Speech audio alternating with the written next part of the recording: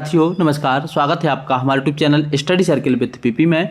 हम बात कर रहे हैं मध्य प्रदेश शिक्षक भर्ती वर्ग 1 चयन परीक्षा की काउंसलिंग को लेकर के 2024 की वर्ग 1 की काउंसलिंग प्रक्रिया स्टार्ट हो गई है। वर्ग 1 के सभी अभ्यर्थियों को ये देखना बहुत ज़रूरी है। वैसे सभी अभ्यर्थियों ने अपना अपना जो है दस्तावेज सत्यापन का फॉर्मेट का फॉर्म भर लिया होगा, फिर भी ऐसा मान के चलते हैं कि आपसे कोई गलती नहीं होगी। इसके अलावा फिर भी हम एक बार यदि अपनी जानकारी को रीचेक कर लेते हैं तो यदि गलती से भी हो गई हो तो उसको ठीक करने की गुंजाइश बढ़ जाती है। वेरिफिकेशन से पहले इसको देखना बहुत ज़रूरी है।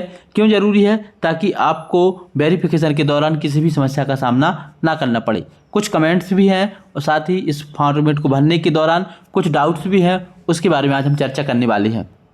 साथियों, सबसे पहला जो डाउट है वह डाउट यही था कि सर ये फॉर्म मिलेगा कहाँ से। तो जो ये वाला फॉर्म है लोक शिक्षण संचालनालय के द्वारा जो आप लोगों की निर्देशिका जारी की गई है 10/6/2024 को, जो आपको टीआरसी पोर्टल पर मिल जाएगी। टीआरसी पोर्टल पर जो डली हुई है उसमें आप देखेंगे जहाँ पर डॉक्यूमेंट्स की लिस्ट दी गई है उसके जस्ट निचले वाले पेज पर आपको ये निर्देशिका मिल जाएगी। ये आपके डॉक्यूमेंट्स की लिस्ट है। ये डॉक्यूमेंट्स की लिस्ट देखने के जस्ट नीचे आप जाएंगे जब, तो आपको मिल जाएगी जो है सत्यापन फॉर्मेट, ये वाला आपका। इसको आपको भर करके दस्तावेज सत्यापन कराने जिस दिन जाना है उस दिन लेकर के जाना है। और इसमें क्या है, कैसे लिख के ले जाना है, तो आपकी जो फाइल रहेगी, फाइल के सबसे ऊपर वाला यही पेज आपका रहेगा, उसके नीचे आपके डॉक्यूमेंट्स होंगे। मतलब जितनी आप जो फाइलें आपसे मांगी गई हैं उन फाइलों में इसका प्रिंट निकाल करके सबसे ऊपर इसको रख लेंगे। जस्ट नीचे आप पूरे डॉक्यूमेंट्स की फ़ोटोकॉपी रखेंगे और एक फाइल आपकी रहेगी जिसमें पूरे आपके ओरिजिनल डॉक्यूमेंट्स रहेंगे और उसमें भी रहेगा। बाकी फाइल को लेकर के मैं एक अलग से वीडियो ले आऊँगा, इसके लिए आप अभी परेशान ना हो। इसमें आपको अपनी पूरी जानकारी भरनी है और जानकारी भर करके आपको इसको ले जाना है। वैसे जानकारी भरने के लिए मैंने इसका एक फॉर्मेट भरा था और भरा भराया फॉर्मेट आपको दिखा देता हूँ। साथियों, ये भरा भराया फॉर्मेट है जिसमें यहाँ पे अपना नाम लिख देना है। ये मैंने खुद की जानकारी लिखी है। यहाँ पर आपके पिताजी का नाम लिख देना है। यहाँ पे चयन परीक्षा का आपको रोल नंबर लिखना है। इसके बाद यहाँ पे आपको विषय लिख देना है, जिस भी आप विषय से हैं। यहाँ पे आपको अपना पूरा पता डाल देना है। यहाँ मोबाइल नंबर, यहाँ पे अपनी जीमेल आईडी। जीमेल आईडी आपको कौन सी डालनी है, एक कमेंट्स आया था, तो आपको वही जीमेल आईडी डालनी है जो आपने ईएसबी का फॉर्म भरते समय डलाई थी या जो आपने की ईएसबी के फॉर्म में लगी है, क्योंकि उसी जीमेल आपकी पहले से इस पर रजिस्टर्ड है। इसके बाद यहाँ पर टेट की अंक सूची संलग्न करना है। टेट मतलब होता है टीचिंग एलिजिबिलिटी टेस्ट, मतलब यहाँ पर पात्रता परीक्षा की अंक सूची की जानकारी। जस्ट नीचे चयन परीक्षा की अंकों की जानकारी आपको भरनी है। इसके बाद यहाँ पे प्रवर्ग श्रेणी अनारक्षित प्रवर्ग को छोड़कर यदि आप कैटेगरी से सिलेक्ट हुए हैं तो एक कॉलम उनको भरना है, बाकी शेष में जाति प्रमाण पत्र संलग्न। मतलब जो है यदि आप ओपन कैटेगरी से सिलेक्ट हुए हैं तो आपको ये जानकारी भर देनी है। यहाँ पर ओपन नील ओपन बस UR नील ओपन। यदि आप जो है कैटेगरी से सिलेक्ट हुए हैं तो आपको इसके साथ जाति प्रमाण पत्र लगाना पड़ेगा। इसके बाद हाई स्कूल की मार्कशीट की यहाँ जो आपकी जन्म तिथि डली है वही आपको यहाँ पर भर लेनी है।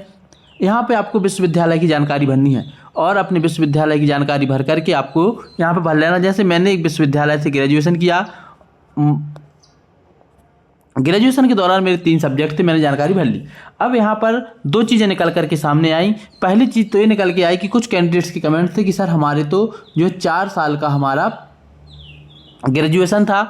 हाँ, जैसे किसी ने इंजीनियरिंग किया, किसी ने बीटेक किया, तो या किसी ने फिर बीए बीएड एक साथ किया, ऐसे लोगों का 4 साल का ग्रेजुएशन हो सकता है। तो इसके आपके पास 2 उपाय हैं। पहला उपाय तो ये है कि आप इसी में मैनेज करके पेन से आप लिख लें। यदि आप ऐसा नहीं कर पा रहे हैं तो सबसे बेस्ट उपाय यही है कि आप किसी कैफे वाले के पास जाएं और इसी फॉर्मेट को डिज़ाइन करवा लें और डिज़ाइन करवा करके यहाँ पर नंबर 4 जोड़ करके अपनी चौथी सेमेस्टर की जानकारी भर दें। क्योंकि ये एक्सेल में ये फॉर्मेट आराम से डिज़ाइन हो सकता है। आप देख सकते हैं एक एक्सेल सीट ही है, बस इस फॉर्मेट को आपको डिज़ाइन करवाना है। जो हिंदी टाइपिंग जानता होगा वो इस फॉर्मेट को डिज़ाइन कर देगा और 4 नंबर डाल करके यहाँ पे अपनी जो है चौथे नंबर की जानकारी लिख दें। दूसरी चीज़ निकल करके सामने आई, जब यहाँ पे हमने बीएड की जानकारी भरी। बीएड की जानकारी भरने के दौरान बहुत सारे कैंडिडेट्स ने पूछा कि सर यहाँ पर जो जानकारी पूछी गई है वो जानकारी तो ईयरली है, बल्कि हमने तो जो है सेमेस्टर पद्धति से बीएड किया हुआ है।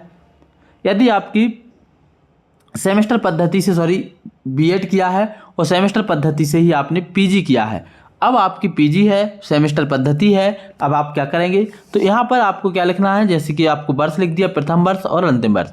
जब आपने पास किया तो पास वर्ष लिख दिया। अब यहाँ पे प्राप्तांक भरने में सबको दिक्कत आ रही है, तो मान के चलिए कि हमारे 2 सेमेस्टर हुए 400 नंबर के, तो टोटल नंबर कितने हुए 800। इसके बाद 800 पहले सेमेस्टर में हमको मिले 325 नंबर और दूसरे सेमेस्टर में हमको मिले 300 नंबर, टोटल नंबर कितने हो गए 625। तो आप यहाँ पर जो है प्राप्तांक टोटल 625 लिख सकते हैं और 625 लिखने के बाद आप 800 पर इसका परसेंटेज निकाल देंगे तो फर्स्ट डिवीज़न के आसपास आ जाएगा। तो फर्स्ट डिवीज़न जैसे ही आएगा तो जो है यहाँ पे आप फर्स्ट डिवीज़न लिख देंगे। 60 से ऊपर यदि आपकी परसेंट आती है तो फर्स्ट लिख देंगे और 50 के आसपास आती है तो आप सेकंड डिवीज़न लिख देंगे। बस इतना काम यहाँ पे करना है कि आपको दोनों सेमेस्टर के अंक जोड़ करके और उसके टोटल के अंक यहाँ पे प्राप्तांक में लिख देने हैं। दोनों ईयर में, फर्स्ट ईयर के दोनों सेमेस्टर के यहाँ लिख देंगे, सेकेंड ईयर के अंतिम वर्ष के यहाँ लिख देंगे और दोनों उसी के आधार पर फिर आप इसकी अपनी परसेंटेज निकाल देंगे। परसेंटेज आपकी उसमें लिख के आ जाएगी। वैसे आपकी मार्कशीट में लिखा होगा, फाइनली जो आपकी मार्कशीट होगी उसमें लिखा रहता है कितनी आपकी परसेंटेज बनी है फर्स्ट सेकेंड, तो वो आप यहाँ पर लिख सकते हैं।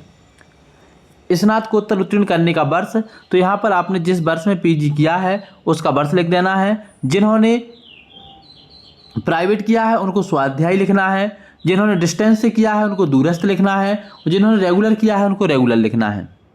बीएड की जानकारी भी यहाँ पर आपको भर देनी है, बीएड जिस वर्ष आपने किया है, और यहाँ पर मोड लिख देना है।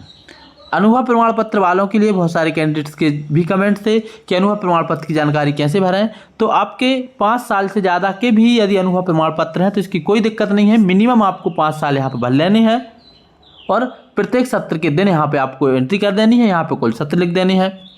इसके बाद सबसे ज़्यादा दिक्कत आ रही थी यहाँ पर कि रोजगार पंजीयन का क्रमांक कैसे भरें। साथियों, रोजगार पंजीयन का क्रमांक मैंने यहाँ पर भर के बताया था आपको, जो है जो आपने फॉर्म भरते समय रोजगार पंजीयन लगाया था वही रोजगार पंजीयन का क्रमांक यहाँ पर भर दें और उसी की डेट भर दें। इसके बाद यदि आपने नया बैलेट रोजगार पंजीयन आपका है तो वह अपनी फाइल में लेकर के जाएँ, पर उसकी जानकारी यहाँ पर ना भरें। इसके बाद यदि कोई शासकीय सेवा में है तो क्या लिखना है, शासकीय, यदि हम साथियों शासकीय सेवा में है तो यहाँ पे हाँ लिख देना है और आप जिस विभाग में उस विभाग का नाम लिख देना है, जिस पद पर है उस पद का नाम लिख देना है। पद नाम हो गया। और एनओसी आपको बिल्कुल भी नहीं लिखनी है, एनओसी अभी आपको नहीं मिलेगी, इसके लिए आप बिल्कुल भी परेशान ना हो। जो शासकीय सेवा में हैं उनके पास यदि विभागीय परमिशन है तो आप विभागीय परमिशन यहाँ पर लगा सकते हैं, इसके अलावा और कुछ नहीं है। जब आपका फाइनल सिलेक्शन हो जाएगा, जिस विभाग में आप पदस्थ हैं वहाँ से आप रिजाइन कर देंगे, उसके बाद ही आपको एनओसी मिलेगी। इसके बाद अन्य विवरण आयु छूट के, तो ये अतिथियों के लिए है जिनकी आयु ज़्यादा हो गई है, तो ये आयु छूट के जो भी प्रमाण पत्र हैं आपको उसकी जानकारी यहाँ पे लिख देनी है। और यहाँ पर फिर परीक्षणकर्ता की टिप रहेगी तो परीक्षणकर्ता स्वयं लिखेंगे, यहाँ पर अभ्यर्थी को आपके हस्ताक्षर कर लेनी है। ये थी पूरी जानकारी। इसके बाद एक कमेंट से आया था कि कैटेगरी में आपको क्या भरना है। तो कैटेगरी में आपकी जो पात्रता परीक्षा की जानकारी है उसको नहीं भरना है, जो आपकी चयन परीक्षा में आपकी रैंक बताई जा रही है उसको भरना है। इसके बाद एक और कमेंट्स आया है, ये फॉर्मेट है, ये ऑनलाइन से नहीं निकलेगा। ये फॉर्मेट आपकी निर्देशिका में डॉक्यूमेंट्स के नीचे वाले पेज में है, तो आप वहाँ से इसको देख सकते हैं। बाकी पूरी जानकारी मैंने इसमें दे दी है। एमए जिसका सेमेस्टर वाइज है तो उनको जो है दो सेमेस्टर के अंक एक साथ जोड़ करके और दोनों सेमेस्टर के प्राप्तांक एक साथ जोड़ करके लिख देना है। यदि जानकारी आपको अच्छी लगी है तो वीडियो को लाइक कर लें, साथ ही हमारे चैनल को सब्सक्राइब कर लें। अंत तक वीडियो देखने के लिए आप सभी का बहुत बहुत धन्यवाद। जय हिंद।